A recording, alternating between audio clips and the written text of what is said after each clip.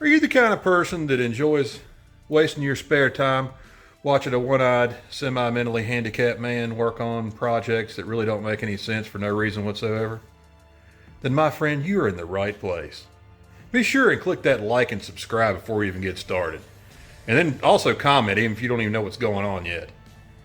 Let me show you what we got with today. It's, probably going to mess up something, tear up something. Check it out. So, as you've seen before, the famous Woodward Fab Harbor Freight Swag Offroad tubing bender here that I use.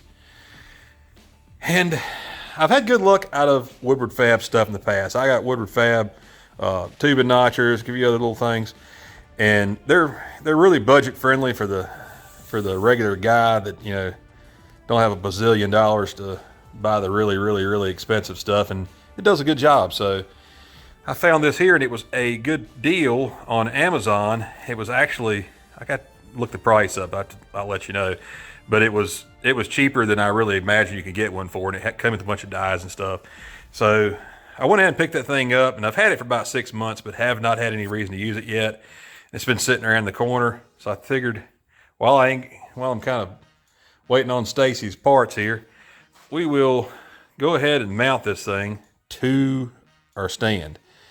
I'm going to put it underneath here on this hitch and have it so it'll stand up here and use it up top, and then when I'm not using it, I can flip it upside down and get it out of the way. So I got this big old piece of 3/8 steel here, and I drilled the holes in it to match the bolt pattern on the bead roller.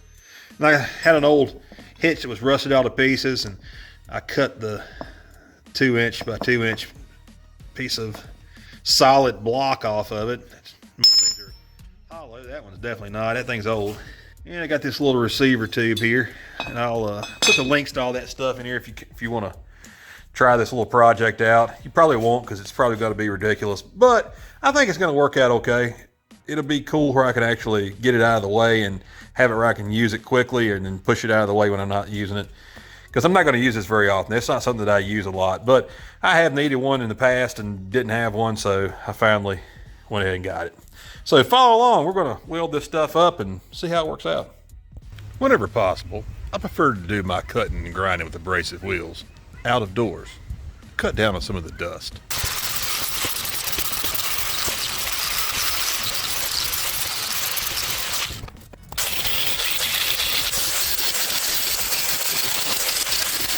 Alright, if anybody was wondering just how good this little Thulium TL 200M MIG welder from Amazon will do with some thicker material, we found some slightly thicker material here. We'll do some 3/8 plate to some 2" 100% solid bar stock, or a receiver, or a hitch, I guess you'd call it, part of one. Let's see how it does. Now that I've got some gas in this thing.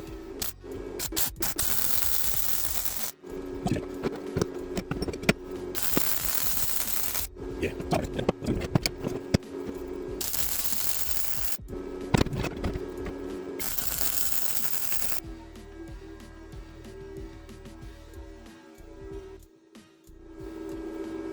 And there she is.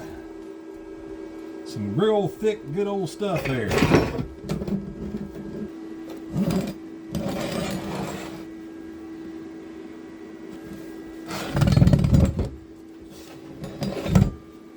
She's on there, ladies and gentlemen. All right, I'm gonna put this thing out here. I want nothing that's gonna get in the way later on. So bring it down just a hair so it stays out of the way. So unfortunately, I'm going to lose my daggum Woodward Fab sticker, but I'm not going to lose it all. I'm going to just change it to something else. How about that? We are now going to be Road Fab.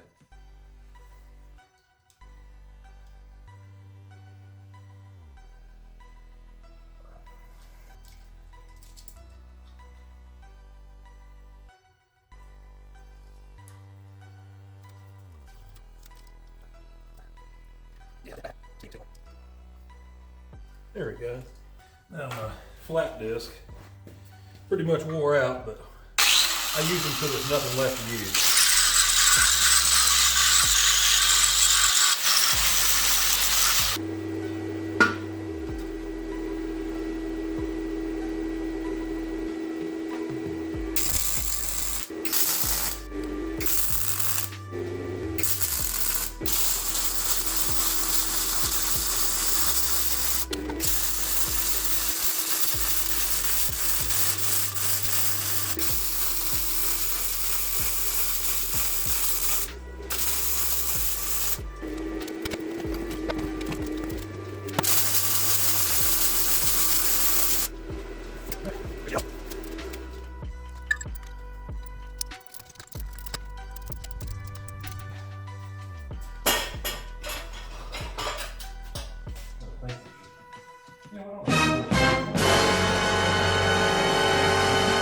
Metal comes through.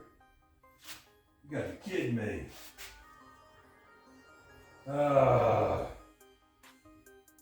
You think about that beforehand. When you feed your sheet metal through this thing, it goes to this gap here, your bead rollers work. The metal has to be able to go this way if you got a pretty large sheet. Unless you're doing a little tiny piece, we're going to hit over here. Even with the pins out, you're going to hit this base here. The pins in, you're definitely going to hit it. So we need to raise it, 3 or 4 more inches to get it in position, which that's really too low to work anyway, as a matter of fact. So we need to raise it more than that. So I cut me out another piece of 3/8 and re-drilled it. I'm going to just add it to this one. So start with a little gap there.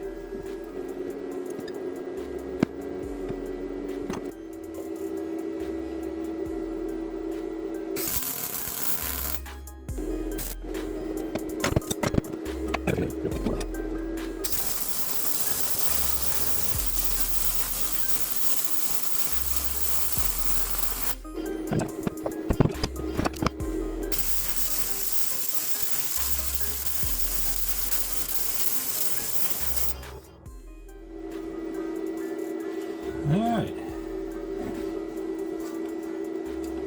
I reckon that there will do it. We now have a longer piece. Let's see how that works out for us. I am going to go ahead and make my tension screw before I get all this extra heavy stuff bolted onto it.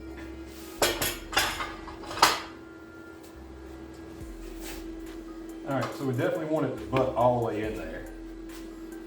Keep the weight inbound as much as possible, but yet clearing everything. This was the pinhole. We're not using it for that. I'm just going to put a little divot in my piece there, just a locating divot. So what we're going to have, we'll have a thumb screw on it to tighten and loosen it, because these things, even though they're made for it, there's a whole lot of tolerance between the receiver and the hitch tube there. So we definitely want to have something to make it where it doesn't jar and wiggle around. All right, that's good enough.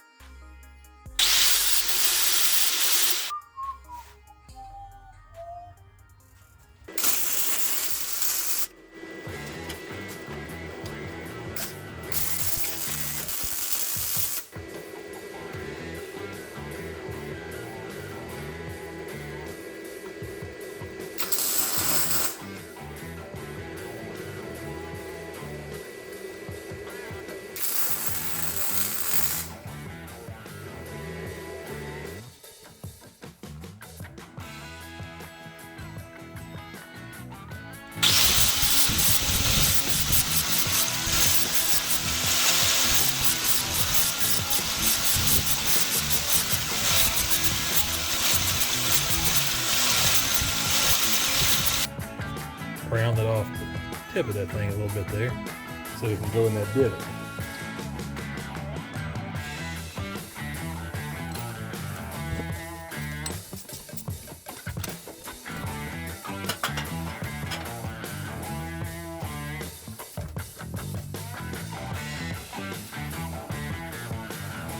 there it is.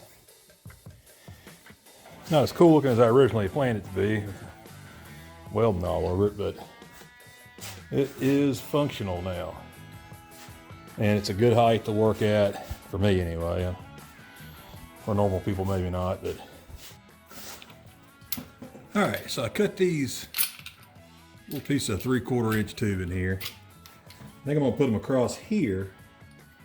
And I have 6 dies, but of course one stays in the bead roller all the time. But I'm gonna go ahead and do an extra one in case I ever wanna buy a different die to add to this setup. So figure my spacing out here.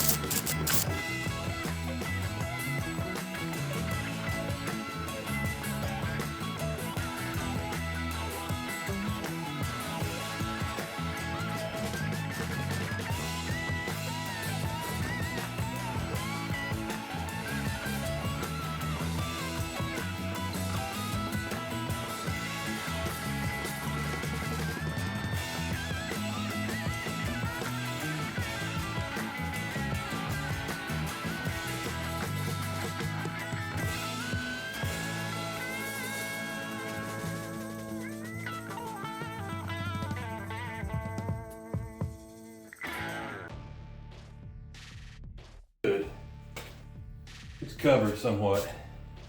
I'm gonna take all these knobs and try to soak them in alcohol or something. All these nozzles there that just keep stopping up on this stuff. I threw that one away out of anger. I should have kept it. And here we have our finished product, all painted up and ready to go. It's been a long time coming on painting that bottom section, but it's at a good height to work at. Got our dies stowed away. We got an empty space here for maybe a specialty die that I can add to the collection there sometime. Got our bender dies back on there. It's in a pretty nice little compact unit that can be just wheeled off and put over to the side when you're not using it. Let me go ahead and stow it away so you can see how that looks. All right, so when you're not using this thing, you want it out of the way, you're finished making your panels, loosen the thumb screw up, pull it out of here. It only weighs about 50 or 60 pounds. Then you slide it in there upside down like so. Tighten your thumb screw up so it don't fall out. And there you go. Ready to be shoved over the corner till the next time you need it. So I hope you enjoyed this little project. Be sure to like and subscribe to the YouTube channel. And if you're interested in any of these parts or pieces to this little project, check out the description. I'll put an Amazon link in this stuff. And if you ever decide to use it and buy this stuff, be sure to use my link if you don't mind, because it helps me out, gets me a few little pennies so I can buy me some welding gloves. Chuck out.